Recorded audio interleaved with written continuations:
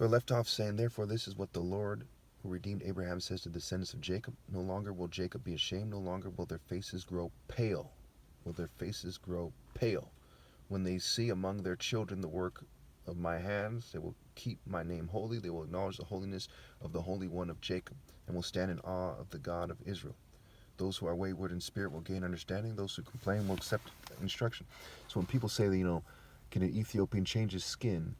Remind them that they weren't directly referring to the color of the skin as symbolizing evil. And I've explained that, right? If anything, it was the other way around. Okay? And they also say grow pale. So it's stupid to interpret the Bible, as saying that black skin is bad. It gets confusing at times. I believe, like in the Song of Solomon, there's things that need some thorough thought and explanation. Remember, justice the measuring line, righteousness the plumb line, and it's stupid to, judge based on the flesh. So Jesus said, you know, stop judging by mere appearances and judge correctly. Okay, so people who say they're Jews, they appear like Jews, but he said the kingdom of heaven will be taken away from them and given to someone who produces the fruit. And that's part of the story, because they kept saying they're the children of Abraham and arguing they can do what they want, and they're the head rabbi, the chief priest, the elder, the dignitary. They kept saying stupid stuff like this, and so that led up to that.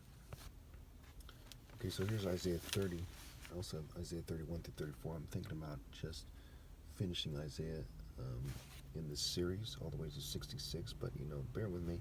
At least go through 34. There's a lot of good stuff here that overkills my point. And I think that when we're talking about Christ being the Son of God, okay, and me being Christ, I can't overkill the point enough, one could argue.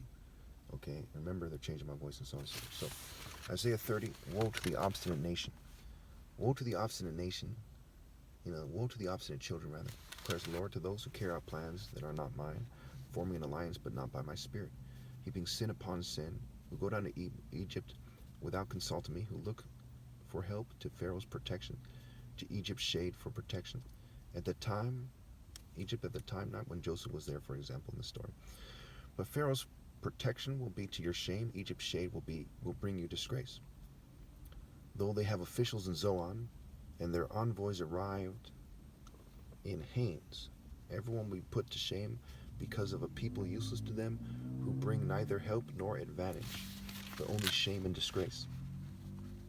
So you see all these people, with their Egyptian kind of regalia, and they're going to Cleopatra, right? It's been said that Cleopatra lived closer to the time when Bitcoin was made than when the pyramids were made. I think the pyramids, if I remember correctly, were made like 2,600 something BC, right? And Cleopatra was close to the birth of Christ, and it's only like 2020 AD, right? 2022 AD.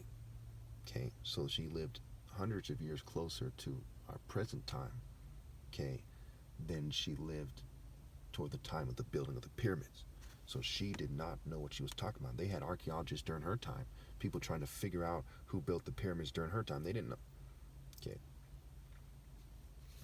So it's pretty straightforward, that the people who wrote the Bible also during Isaiah's time, they did not know much about pre-dynastic Egypt, ancient Egypt, what led up to the Royal African Falcon Martial Art Order. They just knew that Nimrod was a mighty African warrior, okay, who migrated, into the Middle East, okay, and they were like, wow, that is a sign of God. They're in awe of this guy being a mighty warrior before the Lord. And it says, do not move an ancient boundary stone. So if someone's a mighty warrior before the Lord, they're the bell that rings the loudest, like Nimrod was during his time. So now it's my time. God didn't make me the top martial artist for no reason.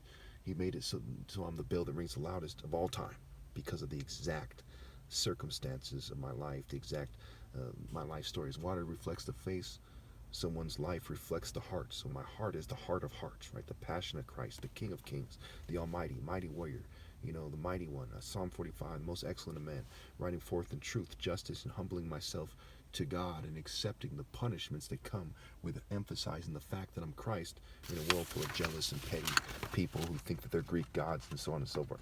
All right, where are we here? All right, though they have officials in Zoan and their envoys arrived in Hanes, everyone will be put to shame because of a people useless to them, who bring neither help nor advantage, but only shame and disgrace. A prophecy concerning the animals of the Negev. through a land of hardship and distress, of lions and lionesses, of adders and darting snakes.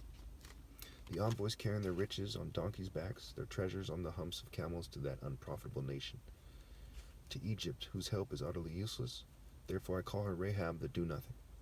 Go now, write it on a tablet for them, inscribe it on a scroll, that for the days to come it will be an everlasting witness. For these are rebellious people, deceitful children, children unwilling to listen to instruction. They say to the seers, see no more visions, and to the prophets, give us no more visions of what is right. Tell us pleasant things, prophesy illusions. Specifically, they said, prophesy illusions.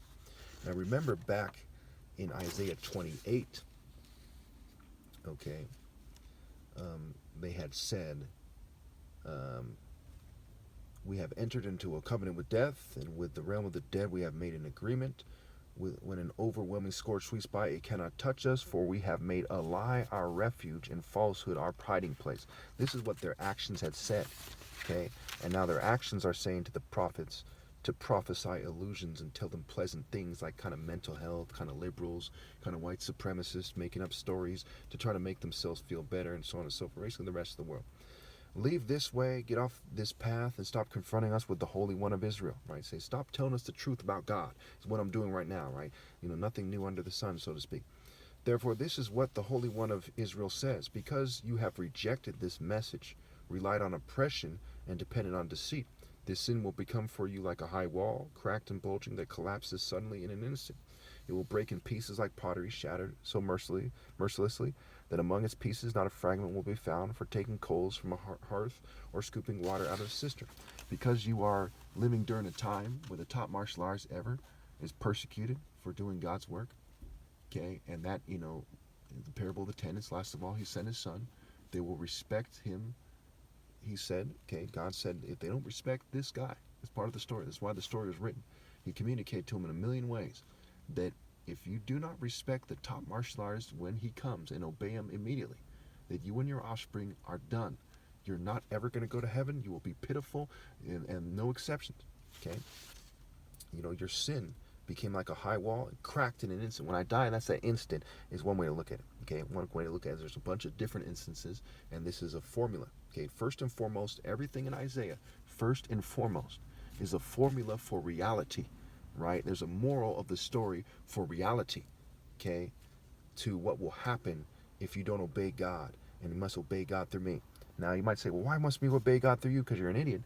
The people saying are idiots. It's obvious that what I tell you to do is right. I say stop pretending that you serve God when you don't, and actually serve God. Right? Stop raping kids in churches. Stop neglecting the poor. Okay? Stop having romantic injustice. Stop being materialistic. Stop putting your race before God, and so on and so forth. The things I say are righteous and just. That's my spirit. That's my life force. That's my motive. The Lord weighs the motives, and it's obvious to see, and they'll be transparent.